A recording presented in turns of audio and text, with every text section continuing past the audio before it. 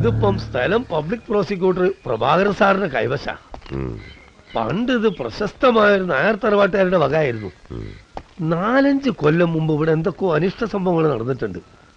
അതിനുശേഷം അത് അടച്ചിട്ടിരിക്കുകയായിരുന്നു. പിന്നെ ഈ കുട്ടികളാണ് ഇവിടെ ആദ്യമായിട്ട് താമസിക്കാൻ വന്നത്. ഞാൻ വന്നിട്ട് മാസങ്ങളേ ആയുള്ളൂ. പയറ് പോലെ നടന്ന് ഭൂമി കച്ചവടം ചെയ്ത് 4 കാശുണ്ടാക്കിയിരുന്ന എന്നെ ഇവിടെ തളിച്ചിട്ട് പ്രഭാകരൻ സാറിന്റെ പണിയാണ്. സാറിന് ഈ വീടിനെ കുറിച്ച് കൂടുതൽ വല്ലതും അറിയണമെങ്കിൽ ഇതിന്റെ കിഴക്ക് ഭാഗത്ത് ഒരു അമ്പലക്കുളമുണ്ട്. അതിന്റെ തെക്ക് ഭാഗത്ത് ഓട് മേഞ്ഞ ഒരു ഒറ്റപ്പെട്ട വീടുണ്ട്. അവിടെ താമസിക്കുന്ന ജാനുമ്മ എന്ന് പറഞ്ഞ സ്ത്രീ പണ്ട് ഇവിടെ ജോലിക്ക് നിന്നിരുന്നു.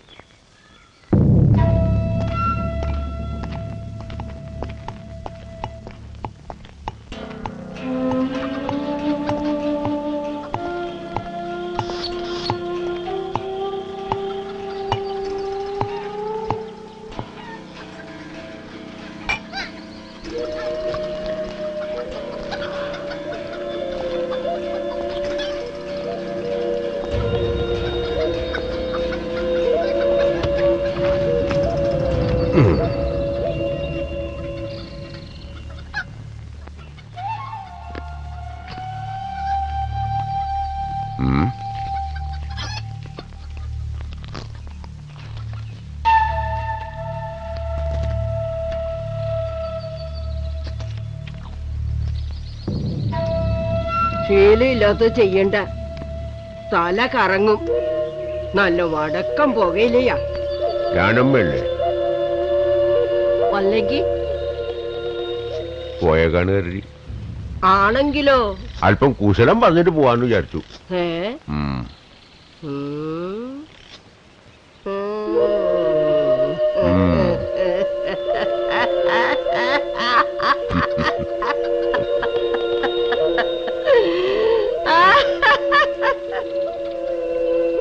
മാളികയെന്നാണല്ലേ?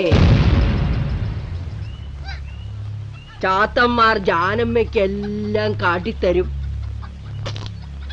ചാർട്ടർ സേവ ഉണ്ടല്ലേ? മദ്യസേവയുണ്ട്.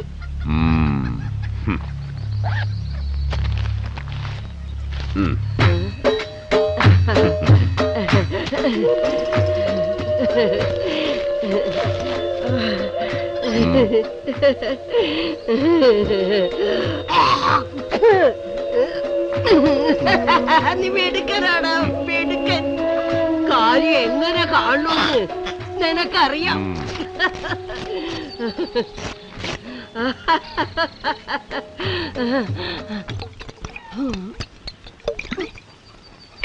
ഈ ശിവരാമന് പറയാം. മാളിയേക്കൽ അനന്തൻ തമ്പുരാന്റെയും മാധവി തമ്പുരാട്ടിയുടെയും ഒറ്റ മോനാ ശിവറാം. മാളിക വീടിന്റെ പടിഞ്ഞാറ് വശത്താണ് മന.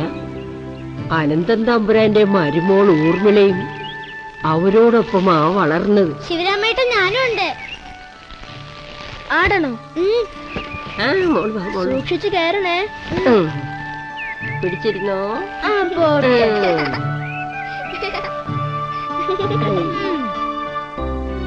ഊർമിള കുഞ്ഞിന്റെ അച്ഛനും അമ്മയും ഒരു അപകടത്തിൽ മരിച്ചു. പിന്നീട് അനന്തൻ തമ്പുരാനും ഭാര്യയുമാ അവളെ വളർത്തിയത്. കുട്ടിക്കാലം മുതലേ ഊർമിളയ്ക്ക് ശിവരാമനെയും ശിവരാമന് ഊർമിളയെയും ജീവനായിരുന്നു.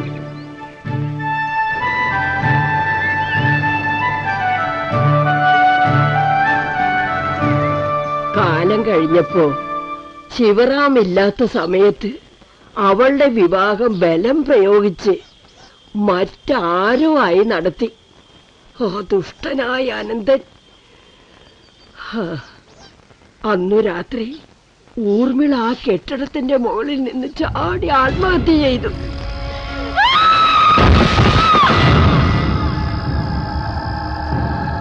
ആദ്യ രാത്രിയിലെ ദുരന്തം മൂലം ഊർമിളയുടെ ഭർത്താവ് കെട്ടിത്തൂങ്ങി മരിച്ചു.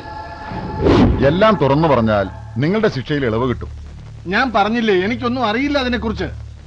എന്ന് പറഞ്ഞാൽ എങ്ങനാ? നിങ്ങൾ കുറെ പോലീസുകാർ വന്ന് ഞങ്ങളെ ഇങ്ങനെ പിന്നെ കേസും കോടതിയും ഒക്കെ ആയി കുറെ കാലം. ഒടുവിൽ അതെല്ലാം അനന്തന്റെ സ്വാധീനത്തിൽ എഴുതി തള്ളി. പിന്നെ ഞാൻ അവിടെ നിന്നില്ല. മാധവി തമ്പുരാട്ടി കഴിഞ്ഞ കൊല്ലം മരിച്ചു. പിന്നെ കേട്ടത് അനന്തൻ തമ്പുരാൻ കാശിയിലോ ഹിമാലയത്തിലോ മറ്റോ പോയെന്നാ. ശിവരാമനെ കുറിച്ച് ആർക്കും ഒന്നും അറിയില്ല. എന്നിട്ട് മദ്യം കഴിഞ്ഞു, കഥയും തീർന്നു.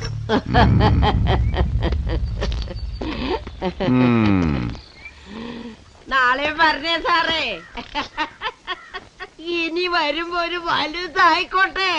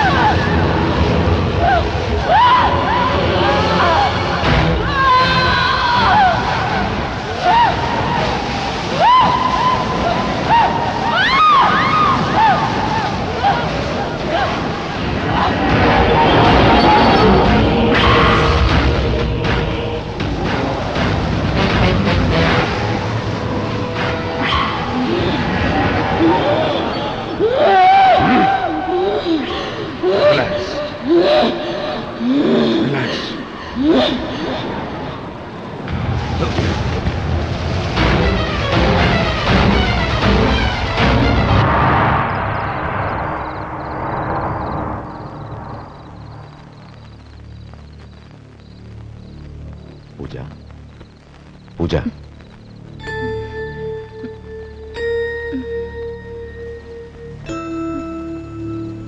മോക്ക് എങ്ങനെയുണ്ട്?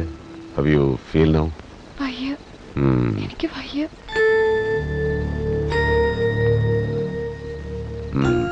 I will help you. Okay.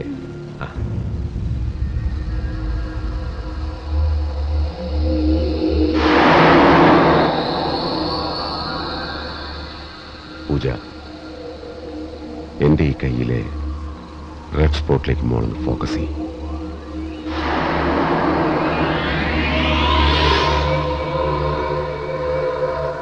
ഞാൻ ചോദിക്കുന്നതിന് ആലോചിച്ചുത്തരം പറയണം. എന്റെ കയ്യിലേക്ക് സൂക്ഷിച്ചു നോക്ക്. Come on. Come on.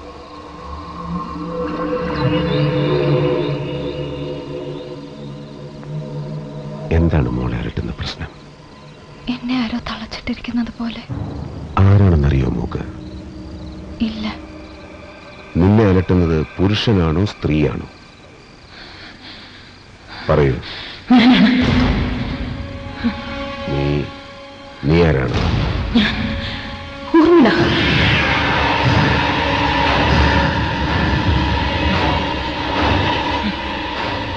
നിന്നെ ഞാൻ സഹായിക്കട്ടെ? എനിക്ക് ആരുടെ സഹായം വേണ്ട.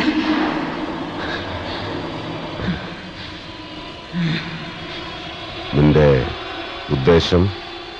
സംഹാരം. ഊർമിള, നീ പഠിച്ച കുട്ടിയല്ലേ. ആരെയും സംഹരിക്കാൻ നമ്മൾ മനുഷ്യർക്ക് അവകാശമില്ല.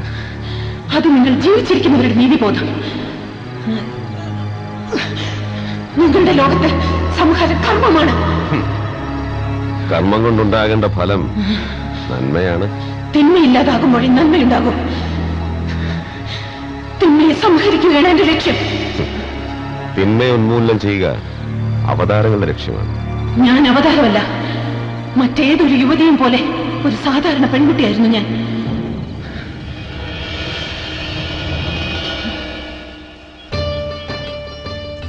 അച്ഛനും അമ്മയും നേരത്തെ മരിച്ചു. എന്നെ ജീവന് തുല്യം സ്നേഹിച്ച് സ്വന്തം മകളായി വളർത്തിയത് അമ്മാവനും അമ്മായിയുമാണ്. ഊർമിളക്കുട്ടി ഇപ്പൊ സുന്ദരി കുട്ടിയായിട്ടുണ്ടല്ലോ. അല്ലെങ്കിൽ എന്റെ മോള് സുന്ദരി കുട്ടി തന്നെയാ.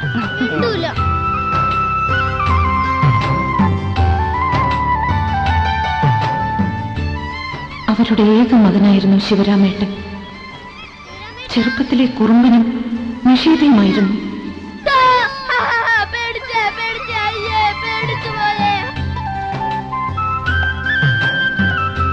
എടുത്ത് കഴിക്കുമോനെ. എനിക്ക് വേണ്ട. എടുത്ത് കഴിക്കടാ. വേണ്ടെന്ന് പറഞ്ഞില്ലേ? കുഞ്ഞായിരിക്കുമ്പോൾ തന്നെ എന്നോട് ഭ്രാന്തമായ സ്നേഹമായിരുന്നു ശിവരാമേട്ടന്. പക്ഷേ അസുര ജന്മമായിരുന്നു അയാളുടേത്. അയ്യോ ചേട്ടൻ.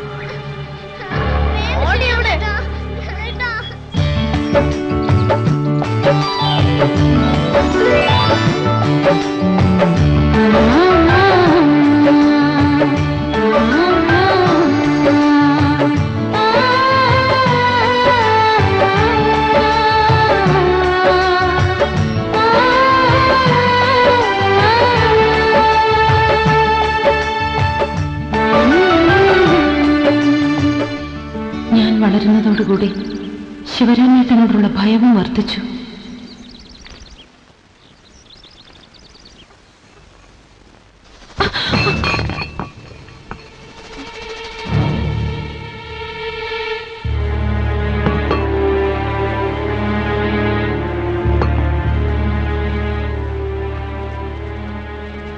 വെളിച്ചം പരത്തുന്നതെന്തും നിലത്ത് വീണുടയാൻ പാടില്ല. അത് റാന്തലായാലും നിലവിളക്കായാലും.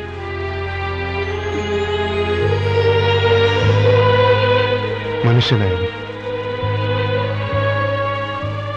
നിനക്കെന്നെ ഭയമാണോ? സ്നേഹമാണോ? പറ. ശിവരാമേട്ടൻ ഉദ്ദേശിക്കുന്ന അർത്ഥത്തിൽ. ഏതർത്ഥത്തിലാണെങ്കിലും സ്നേഹത്തിന് ഒരു സാരമേ ഉള്ളൂ. അത് സ്വാർത്ഥമാണ്. നിസ്വാർത്ഥമായ സ്നേഹം നുണക്കതയാണ്. അതുകൊണ്ട് ഊർമിള, നീ എന്റെ സ്വാർത്ഥതയാണ്. സ്വാർത്ഥത മനുഷ്യനെ ക്രൂരനാക്കുന്നു. പക്ഷെ നീ എന്നെ അങ്ങനെ ആക്കില്ലെന്ന് എനിക്കറിയാം. നമ്മുടെ കുട്ടിക്കാലം നിനക്ക് ഓർമ്മയില്ലേ? എന്റെ കളിപ്പാട്ടങ്ങൾ തട്ടിയെടുക്കുന്ന കുട്ടികളെ ഞാൻ വെറുതെ വിടാറില്ലായിരുന്നു. മറ്റു മാർഗമൊന്നുമില്ലെങ്കിൽ ഏത് കുതന്ത്രം ഉപയോഗിച്ചായാലും ആ കളിപ്പാട്ടം ഞാൻ നശിപ്പിക്കുമായിരുന്നു.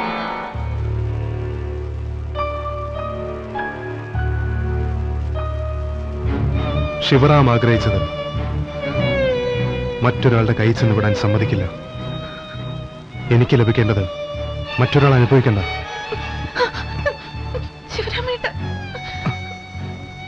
നിന്നെക്കുറിച്ചല്ല മോളെ, പൊതുവായൊരു കാര്യം ശിവറാമേട്ടൻ പറഞ്ഞു എന്ന് മാത്രം.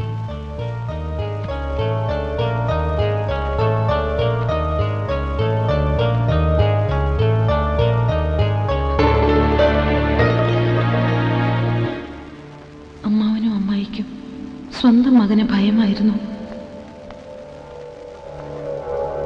യുദ്ധത്തിൽ ജയിക്കാൻ പഠിപ്പിച്ചവരെയും സൃഷ്ടിച്ചവരെയും കൊല്ലാം. ഇതെന്റെ നീതിശാസ്ത്രം. ദൈവീയത് എന്നെ കൊണ്ടത് ചെയ്യിക്കരുത്.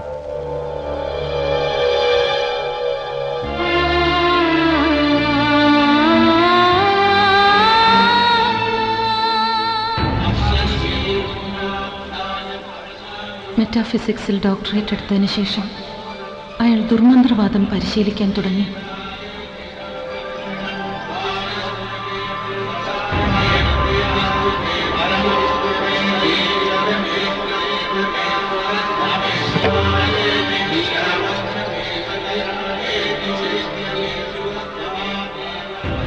വടക്കേ ഇന്ത്യയിലെ ഉജ്ജയിനിയിൽ ആരുടെയോ ശിഷ്യത്വം സ്വീകരിച്ച് ആഭിചാരക്രിയകൾ പരിശീലിക്കുന്നതായി അമ്മാവൻ പറയുമായിരുന്നു.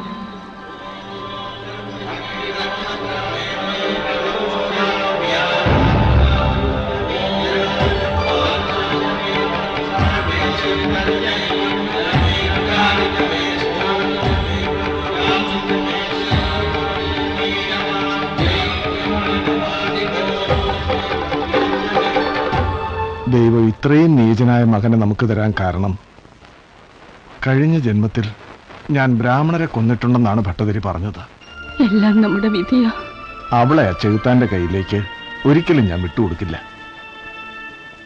നമ്മുടെ ഭാര്യത്തെ ജയകൃഷ്ണനില്ലേ, ഊർമിളയെ അവനിഷ്ടാണ്, അവൾക്കവനെ. ലണ്ടനിലും ദുബായിലും ഒക്കെ ബിസിനസ്സാണത്രേ. ശിവരാമൻ ഉജ്ജയിനിൽ നിന്ന് വരുന്നതിന് മുമ്പ് അവരുടെ വിവാഹം നടത്തണം.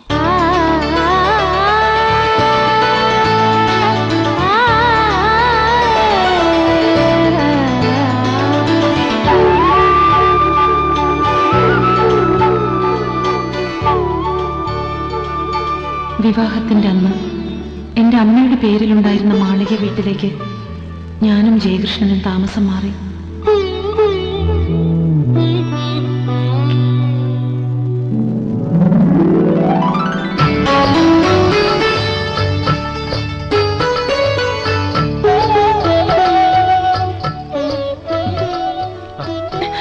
ഒന്ന് ക്ഷമിക്കെന്റെ മാഷേ, എനിക്ക് അമ്മയുടെ അടുത്ത് അല്പം പണിയുണ്ട്.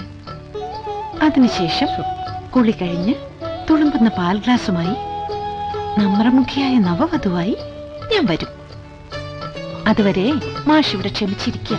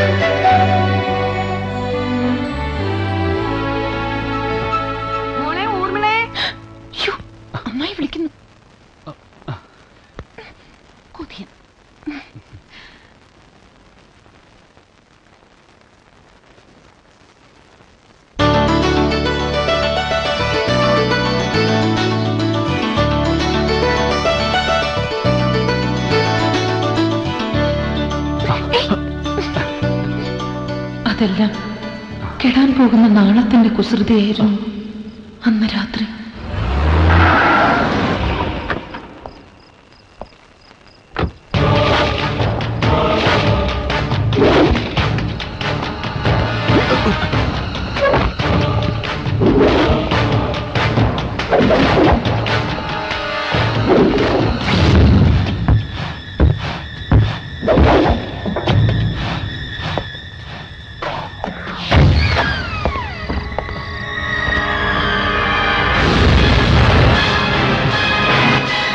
നീ പാപം ബലിയാടാണ്.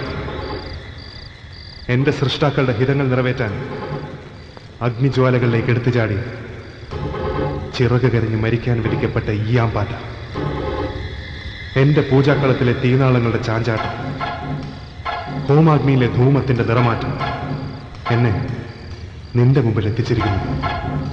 കർമ്മയോഗിയായ എന്റെ കർമ്മങ്ങളിൽ നിന്നും മാറി നിൽക്കാൻ കഴിയില്ല ചണ്ടാള. നിന്റെ ഹത്യ എന്റെ നിയോഗമാണ്. So you dye.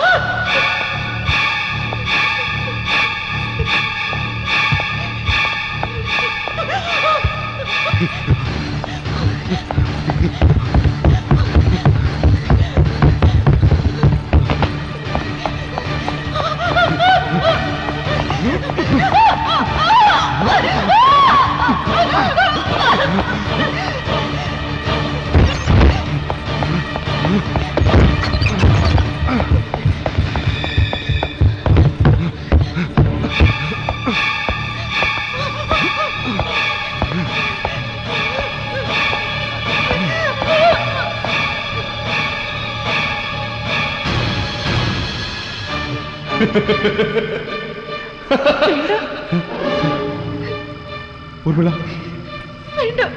കുട്ടിക്കാലത്ത് നീ പറയാറില്ലേ ഞാൻ നിന്റേതാണെന്ന്? പിന്നെ എന്തിനാ നമുക്കിടയിലും അവൻ? Ha